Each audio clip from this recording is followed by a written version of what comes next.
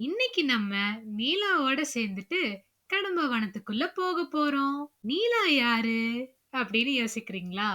அவங்க நம்ம நாட்டோட தேசிய பறவை. ம் இப்ப கண்டுபிடிச்சிருப்பீங்களே, மயில் தான் அது. நீலா பாத்தீங்கன்னா கடம்ப வனத்தை ஒட்டி இருக்கிற ஊர்கிட்ட தான் வாழ்ந்துகிட்டு வந்துட்டு இருந்தா. அது ஆறு பயிர செழிப்பான பூமி. அதனால விவசாயம் எப்பவுமே நடந்துகிட்டே இருக்கும். எங்க பார்த்தாலும் தானியங்கள், பழச்செடிகள், மரங்கள், காய்கறி செடிகள்னு எக்கச்சக்கமா இருக்கும். இதனால அத சாப்பிட வர புழு பூச்சின்னு சாப்பிட்டுட்டு நீலா சந்தோஷமா வாழ்ந்துகிட்டு வந்துச்சு. எப்பவும் போல ஒரு நாள் காலையில சாப்பாட்டுக்கு தானியம் எங்கேயாச்சும் சிதறி கிடக்குதான்னு பாக்குறதுக்காக வயல்வெளி பக்கம் போச்சு. அந்த நேரத்துல ஒரு உருமல் சத்தம். என்னடா அது அப்படின்னு திரும்பி பார்த்தா ஒரு நாய் அப்படின்ட்டு நீலாவையே முறைச்சுக்கிட்டு இருந்தது. யாரோ ஒரு விவசாயி தன்னோட தோட்டத்துக்கு காவல் வச்சிருந்திருக்காரு. அது நீலாவை பார்த்தனையும் ஆயருக்கு தயாராயிடுச்சு. இத பார்த்துட்டு ஓடுறதா என்ன பண்றது அப்படின்னு நினைக்கவே நீலா ஓட ஆரம்பிச்சிருச்சு. உயிர் முக்கியமா இல்லையா? என்னதான் நீலா குடுகுடுன்னு உயிர் மேல இருக்கிற பயத்துல ஓடினாலும் வேட்டை நாடையோட வேகத்துக்கு ஈடாக முடியுமா? கண்டிப்பா முடியல. நேரம் போக போக நாயும் நீலாவும் ஒரே தூரத்துல இருக்க ஆரம்பிச்சாங்க. இதுக்கு மேல ஓடுனா நாய் கண்டிப்பா நம்மளை கவ்விரும் அப்படின்னு சொல்லிட்டு படபடன்னு ரெக்கைய அடிச்சுட்டு பறக்க ஆரம்பிச்சிருச்சு. பதட்டத்துல எந்த பக்கம் போறோனே தெரியாம முடிஞ்ச அளவுக்கு தம் கட்டி பறந்து தொபுக்குன்னு ஒரு இடத்துல விழுந்துருச்சு. பாவம், காலையில இருந்து நாய்கிட்ட இருந்து தப்பிக்கிறதுக்காக ஓடி கடாமுடான்னு பறந்து பசி மயக்கத்துல இருந்ததுனால நீலாவால எந்திரிக்கவே முடியல. அப்படியே அது விழுந்த இடத்துல இருந்து மெல்லமா நகர்ந்து நகர்ந்து ஒரு புதர் மறைவுல அமைதியா படுத்துக்குச்சு. பசி மயக்கத்துல இருந்ததுனால எவ்வளவு நேரம் கண்ணை மூடி படுத்திருந்ததுனே தெரியல. கண்ணை முழிச்சு பார்த்தா மத்தியானம் உச்சி பொழுது தாண்டிருச்சு. பசி வயித்த கில்லுது. ஆனா அங்கேயும் இங்கேயும் சிரைச்சிருந்ததுனால பாவம் நீலாவால எந்திரிக்கவே முடியல. சாப்பாட்டுக்கு என்ன பண்றதுன்னு அதுக்கு புரியல. அங்க புழு பூச்சின்னு எதுவுமே இல்ல. மரத்துலயோ பழமும் காயும் சுத்தமா இல்ல. என்னடா பண்றது அப்படின்னு யோசிச்சுட்டு இருக்கப்போ எதிர்த்தாப்புல ஒரு நரி வந்துச்சு. நரியே, நான் இங்க அடிபட்டு கிடக்குறேன். எனக்கு ரொம்ப பசியா இருக்கு. என்ன நண்பனா ஏத்துக்கிட்டு எனக்கு ஏதாச்சும் உதவி பண்றியா அப்படின்னு கேட்டுச்சு. நீலாவ கேட்டனையும் நரிக்கு கோவம் பயங்கரமா வந்துருச்சு. நானே அவசர வேலையா போய்கிட்டு இருக்கேன், உனக்கு வந்து நான் உதவி பண்ணுமா? சீ போ அப்படின்னு சொல்லிட்டு போயிடுச்சாமா. அதுக்கப்புறமா ஒரு அழகான முயல் தாவி குதிச்சு வந்துகிட்டு இருந்தது. முயலே, நான் இங்க ரொம்ப பரிதாபமா அடிபட்ட நிலைமையில இருக்கேன். என்னால எந்திரிக்கவே முடியல. தயவு செஞ்சு சாப்பாட்டுக்கு ஏதாச்சும் ஒரு வழி பண்ணி கொடு. நான் உன்னை கடைசி வரைக்கும் நன்றியோட நினைச்சு பாப்பேன் அப்படின்னு சொல்லுச்சு. முயலோ, நானே சாப்பாட்டுக்கு வழி இல்லாம இருக்கேன். இதுல உனக்கு வேற சாப்பாட்டுக்கு நான் தேடி கொடுக்கணுமா?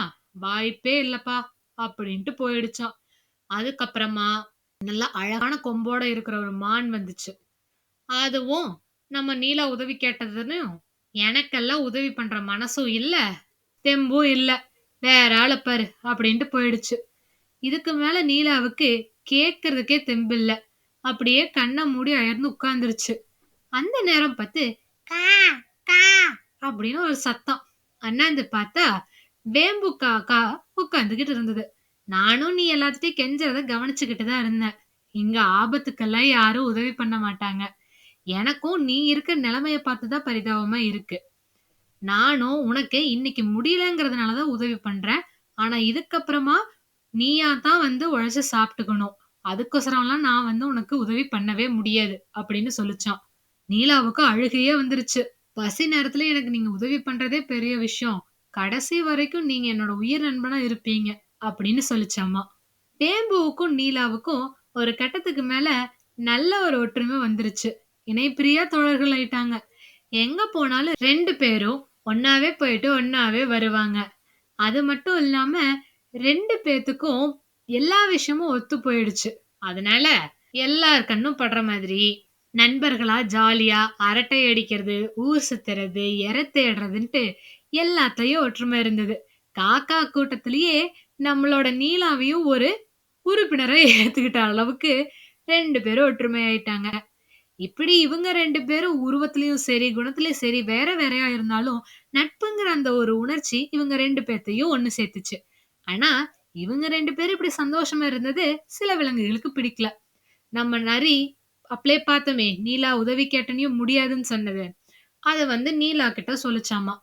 "நீ பார்க்கறதுக்கு எவ்ளோ அழகா இருக்க. உன்னோட ரெக்கைங்க பாரு, அப்படியே பளிச்சுன்னு, இப்படி உருவத்திலயும், நிறத்திலயும் அழகா இருக்க நீ எங்க? கன்னங்கரையல்னு கர்ண கொடூரமா கத்துற வேம்பு எங்க? உங்க 2 பேத்துக்கும் ஒத்துக்கவே ஒத்துக்காது." இது கம்முனு இருக்கிறத பார்த்துட்டு நரி என்னமோ இன்னும் தன்னோட அறிவுரைய குடுக்க ஆரம்பிச்சுருச்சு. "ஒரு மானோ, இல்ல முயலோ இவங்களோட நீ நட்பா இருந்தன்னா தான் உன் வாழ்க்கை அழகா இருக்கும்." அப்படின்னு சொல்லுச்சு. சரி எங்கேயோ வேலை இல்லாம நரி அறிவுரை சொல்லுதுன்னு நீலாவும் விட்டுருச்சு. அதுக்கப்புறமா இன்னொரு நாளு நரி சொன்ன அதே முயலும் மானும் சேர்ந்து நீலா கிட்ட பேசிக்கிட்டு இருந்தது. "நீ எவ்வளவு அழகா நீல வண்ணத்துல ஜொலிக்கிற. நான் பாரு பொசு பொசுன்னு நல்ல வெள்ளத்தோலு, முடி அவ்வளவு மென்மையா இருக்குது." அப்படின்னு முயல் சொல்லுச்சாமா. மானும் இல்ல இல்ல பாரு, முயலை விட நான் தான் ரொம்ப அழகா இருக்கேன். என் கொம்பு பாரு எவ்வளவு கூர்மையா வலிமையா இருக்குதுன்னு. என் தோல் கூட பட்டு மாதிரி அவ்வளவு மென்மையா இருக்கு. நான் தான் உன் நண்பனா இருக்கிறதுக்கு தகுதி வாய்ஞ்சவன் அப்படின்னு சொல்லிக்கிட்டு இருந்ததாமா. இவங்க எல்லாரும் பேசிட்டு இருக்கிற சமயமா 2 மனுஷங்க காட்டுக்குள்ள வந்துகிட்டு இருந்தாங்க. அவங்களுக்கு பார்த்தனியுமே நீலாவும் மானும் தெரிஞ்சாங்க. மான் கொம்புக்கும் மயிலோட ரெக்கைக்கும் எல்லா பக்கமுமே நல்ல விலைக்கு போகும்னு சொல்லிட்டு மான பிடிக்கிறதுக்கு வந்தாங்க. ஆனா மானு தப்பிச்சு ஓடிடுச்சு. நீலா தான் பாவம் இவங்க கிட்ட சிக்கிட்டா. நீலா கத்துது. "மானே மானே எனக்கு உதவி பண்ண உன் கொம்பு தான் அவ்ளோ கூர்மையா இருக்குதுல்ல. நீ இவங்கள குத்திட்டா நான் பாட்டுக்கு தப்பிச்சிருவேன்ல." அப்படின்னு கத்துச்சாமா. ஆனா இவங்களெல்லாம் குத்துனா என் கொம்பு உடைஞ்சிரும். என்னாலலாம் முடியாதுப்பா அப்படின்னு கத்திட்டே ஓடிருச்சாமா. முயலோ இவங்க சத்தம் கேட்டனவே முன்னாடியே ஓடிருச்சு. பாவம் நீலாவுக்கு உதவி பண்ண யாருமே இல்ல. அது கத்துன கத்துல எங்கிருந்தோ அந்த குரல கேட்ட நம்ம வேம்பு காக்கா தான் அதனோட கூட்டத்துக்கிட்ட சொல்லி, "ஏதோ அங்க பிரச்சனை மாரி தெரியுது. வாங்க எல்லாரும் போய் பார்க்கலாம்." அப்படின்னு சொல்லுச்சாம். இவங்க எல்லாரும் படபட படன்னு பறந்து ஒரு கும்பலா வர்ற சமயத்துல தான் நீலாவ இந்த மனுஷங்க 2 பேரும் தூக்கிட்டு போக பார்த்தாங்க. என்னோட நண்பனையே நீ தூக்கிட்டு போறன்னு சொல்லிட்டு வேம்புவும் அதனோட கூட்டாளிங்களும் சேர்ந்து இந்த மனுஷங்கள கொத்தியே துரத்தி விட்டுருச்சாமா. கஷ்டப்பட்டு நீலா வெளியில வந்துச்சு. இவங்க எல்லாரும் பேசிட்டு இருக்கிற சமயத்துல எங்கிருந்தோ அந்த ஓடிப்போன மானும் முயலும் வந்துருச்சு.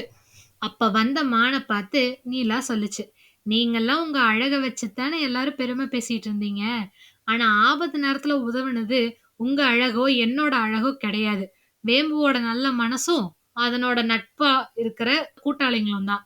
அதனால நட்புக்கு முக்கியம் உதவுற மனசும் அன்பும் தானே ஒழிய அழகோ அறிவோ கிடையாது." அப்படின்னு சொல்லிச்சாமா. இதுல இருந்து என்ன தெரிஞ்சது? எந்த விதமான பாசத்துக்கும் அன்புக்கும் மனசு மட்டும்தான் முக்கியமே தவிர அழகோ உருவமோ கிடையாது.